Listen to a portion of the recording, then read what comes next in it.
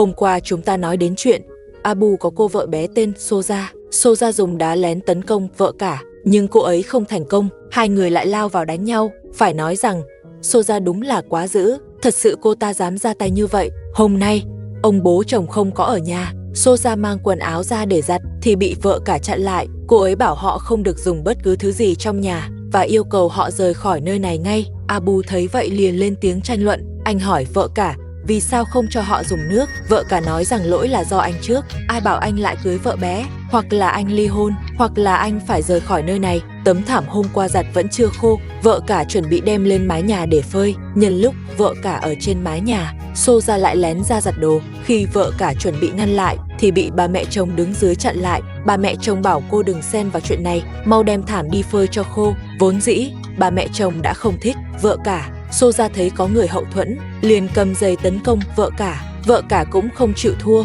dùng giày đánh trả. Soja nhân lúc ông bố chồng không ở nhà, không ai đứng về phía vợ cả, liền lén leo lên mái nhà để tập kích. Soja canh đúng thời điểm, rồi tấn công từ phía sau. Vợ cả vô cùng tức giận, cô ấy cầm giày đuổi theo. Cả hai đều không có ai giúp, nên trận đánh này hoàn toàn công bằng. Soja dựa vào mình trẻ hơn, cô ta còn liên tục trêu chọc vợ cả. Nhưng ngay giây tiếp theo thì cô ta thảm rồi.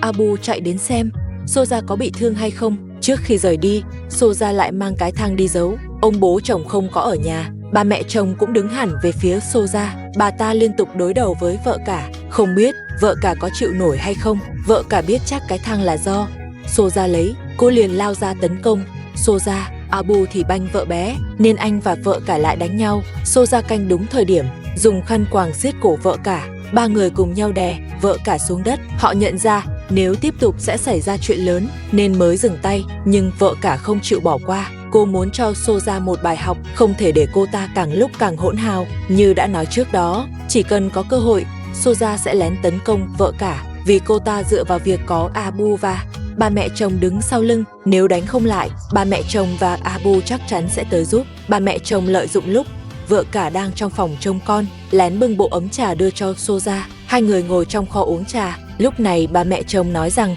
bà phải ra ngoài một lát. Bà dặn họ không được gây chuyện trong nhà. Đây là một cơ hội quá tốt, hai người chắc chắn sẽ không bỏ qua. Cả hai lập tức bàn bạc rồi đồng ý ngay. Họ đi thẳng vào trong nhà. Soja còn lấy thêm một sợi dây trong hộp, có vẻ như vợ cả sắp gặp nguy hiểm rồi. Vào đến trong nhà, hai người cùng nhau tấn công vợ cả. Có vẻ như khi ông bố chồng không có nhà, hai vợ chồng này muốn làm loạn. Hai người phụ nữ vẫn đang giằng co. Abu thậm chí còn nghĩ đến chuyện dùng đứa trẻ để uy hiếp vợ cả. Anh bế đứa trẻ lên, bảo vợ cả mau rời khỏi nơi này, nếu không thì họ sẽ dùng những cách mạnh hơn nữa. Vợ cả hoàn toàn bất lực, ông bố chồng không có ở nhà. Cô ấy vốn không phải đối thủ của hai vợ chồng kia. Abu muốn giữ lại con gái lớn. Anh bảo vợ cả bế đứa con út rồi rời khỏi đây. Anh nói với vợ cả rằng đồ đạc của cô ấy đã được thu dọn xong, hãy mang theo rồi rời khỏi nơi này ngay. Vợ cả không muốn bỏ lại con gái lớn. Cô lao vào nhà để giành lại con. Cuối cùng Abu nói chỉ cần cô ấy đi thì được, muốn mang theo thì cứ mang theo đi. Vợ cả đeo chiếc nôi nhỏ lên lưng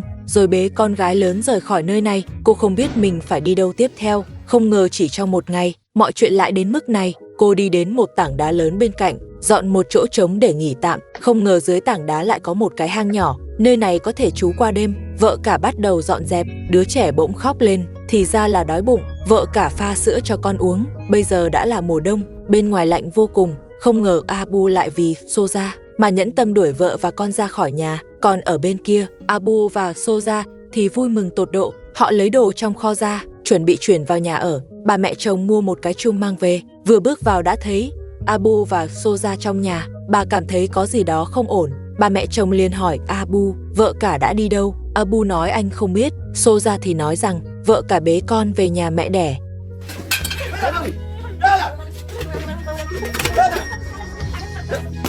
Tập trước chúng ta nói đến chuyện ông bố chồng yêu cầu hai vợ chồng đi tìm vợ cả, nhưng họ không chịu đi. Ông bố chồng đành phải dùng biện pháp mạnh. Cuối cùng họ vẫn không tìm thấy vợ cả. Bây giờ vợ cả cùng hai đứa con đang sống tạm trên núi. Nơi này vừa lạnh lại còn gió rất mạnh. Vợ cả chỉ có thể cố gắng để con bớt chịu khổ. Cô đặt con gái lớn dựa vào tảng đá, rồi dùng thân mình chắn gió lạnh. Đúng lúc đó, một người chăn kiều đi ngang qua. Cô ấy hỏi vợ cả sao trời lạnh vậy mà lại đưa con ra đây. Vợ cả nói với cô rằng cô bị chồng và vợ bé đuổi ra khỏi nhà. Người chăn kiều thấy cô quá khổ, liền mang cho cô một cái lều và ít đồ ăn, bảo cô tìm chỗ dựng lều nghỉ tạm. Tôi sống dưới chân núi, nếu gặp khó khăn thì cứ đến tìm tôi. Vợ cả cảm ơn cô rất nhiều. Vợ cả tìm được một mảnh đất trống, rồi dựng lều lên. Cô nhanh chóng để các con chui vào trong, rồi mở bánh mà người tốt bụng đưa cho. Cả ba đều ăn rất vội, vì họ đói lắm rồi. Ngoài lều, gió núi rít lên từng hồi. Còn bên này, bà mẹ chồng đang khuyên chồng cho Abu và Soja vào nhà ở, vì kho lạnh quá không ở nổi. Ông bố chồng nói nhà chỉ dành cho vợ cả, bọn họ đã đuổi vợ cả đi rồi. Vợ cả ở ngoài trời chẳng lẽ không lạnh sao? Bà mẹ chồng lại nói vợ cả là tự bỏ đi. Ông bố chồng cho rằng việc vợ cả bị đuổi chắc chắn có liên quan đến vợ mình, nên ông không thể ngồi yên được nữa. Ông bố chồng quyết định đi tìm vợ cả. Ông đến nhà kho, thấy hai vợ chồng trẻ đang đốt khí để sưởi. Ông lập tức nổi giận, ông lại hất đổ bình nước, bảo họ không được dùng khí đốt để sưởi ấm. Bà mẹ chồng sợ Abu bị đánh nên lao vào cản chồng mình. Ông bố chồng rút luôn ống dẫn khí, bắt hai vợ chồng phải đi tìm vợ cả. Nếu không tìm được thì đừng quay về nữa. Abu không muốn đi, vì nếu tìm được vợ cả, anh và Soja vẫn phải ở trong kho. Cuộc sống lại y như trước, ngày nào cũng sẽ đánh nhau, nên cả hai đều rất chống đối. Ông bố chồng thấy hai vợ chồng lì không chịu đi, ông lại phải dùng biện pháp mạnh. Có vẻ như không có chuyện gì mà một cây gậy lại không giải quyết được. Ông bố chồng cũng biết hai vợ chồng này chắc chắn sẽ không đi tìm vợ cả. Ông đành phải tự mình lên núi xem thử. Ông bố chồng là người rất hiểu chuyện. Ông biết việc Abu cưới vợ bé đã khiến vợ cả tổn thương đến mức nào. Ông nhất định phải tìm được cô ấy. Nhưng sức khỏe của ông bố chồng không tốt, nên chỉ có thể đi được một đoạn lại nghỉ. Anh quay phim thấy vậy cũng chịu không nổi, liền dẫn ông đến đúng nơi vợ cả đang ở. Ông bố chồng cũng rất tinh ý, ông cứ đi theo hướng mà anh quay phim dẫn. Ông thấy một cái lều, liền gọi tên các cháu. Vợ cả bước ra từ trong lều, thấy ông bố chồng, cô vội đi đến chào. Ông bố chồng hỏi lều này ở đâu ra. Vợ cả nói là do người tốt bụng cho. Ông bố chồng lại nói, tôi đi vắng một ngày mà họ dám bắt nạt cô như vậy. Từ nay có chuyện gì thì đợi tôi về hãy nói, nhất định không được bỏ đi nữa. Thu dọn đi, theo tôi về nhà. Lời ông nói khiến vợ cả cảm thấy rất ấm lòng. Hai người nhanh chóng thu dọn đồ đạc. Trên đường về, chứng đau chân của ông bố chồng lại tái phát. Hai người lại phải đi chậm từng đoạn. Vợ cả liên tục quay lại nhìn ông, lo rằng ông không chịu được. Cuối cùng họ cũng về đến nhà. Còn Abu và Soja thì đang ngồi uống trà trong kho. Abu thấy vợ cả trở về thì vô cùng tức giận. Anh nói, cô đã đi thì đừng trở về nữa. Hai người lại sắp đánh nhau. Ông bố chồng lập tức chạy tới ngăn lại. Ông yêu cầu Abu quay lại kho, không được bước ra sân. Abu tức giận ném ấm nước qua. Ông bố chồng cầm gậy đứng chặn giữa hai người, đuổi hai vợ chồng Abu vào lại kho, không cho họ đến gần nhà. Ngày mai chúng ta sẽ tiếp tục.